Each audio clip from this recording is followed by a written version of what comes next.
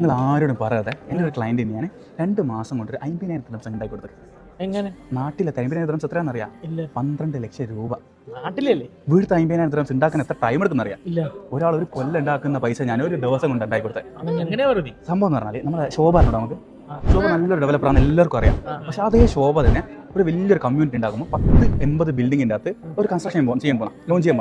3 building launch ചെയ്ത് ആദ്യത്തെ building launch ചെയ്യുന്ന സമയത്ത് പ്രോപ്പർട്ടിന്റെ പ്രൈസ് 9,50,000 ദിർഹംസ്. ഇന്ന് അതേ 1 ബെഡ്റൂമിന്റെ പ്രൈസ് 1,50,000.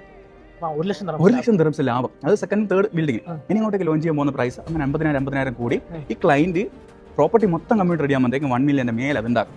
ശരിയല്ല ശോഭ? എപ്പോഴെങ്കിലും ഒരു പ്രൈസ് അത് ശരിയല്ല. അപ്പോൾ അതേപോലെ വെറും 10 ഇപ്പോൾ ക്ലയന്റ് എത്ര കൊടുത്തെന്നറിയാം?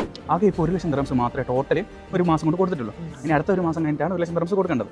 ബാക്കിയുള്ള ഒരു കൊല്ലം കഴിഞ്ഞാണ് കൊടുക്കേണ്ടത്. അത് കഴിഞ്ഞിട്ട് ഡ്യൂറിംഗ് കൺസ്ട്രക്ഷൻ 3 വർഷം കൂടി പ്രോപ്പർട്ടി ഏകദേശം റെഡിയാവും.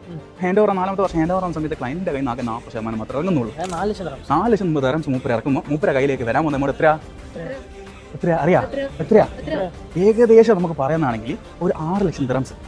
4,00,000 ദിർഹംസ് നടന്നേക്ക്. കാരണം ഇപ്പോൾ ഒരു മാസം ഇതിന്റെ ഡീറ്റെയിൽസ് എന്നെ വിളിച്ചാൽ മതി. ബാക്കിയുള്ള കാര്യങ്ങൾ ഞാൻ വെറും 4,00,000 ദിർഹംസ് ഇടാം, 6,00,000 ദിർഹംസ് ഉണ്ടാക്കാം. അത് ഞാൻ പറഞ്ഞാൽ ടൈം എടുക്കും, എല്ലാത്തിനും സമയം ഉണ്ട്. അത് എങ്ങനെ ഉണ്ടാക്കുന്നുള്ള കാര്യം എല്ലാവർക്കും അറിഞ്ഞല്ലോ. ഓക്കെ.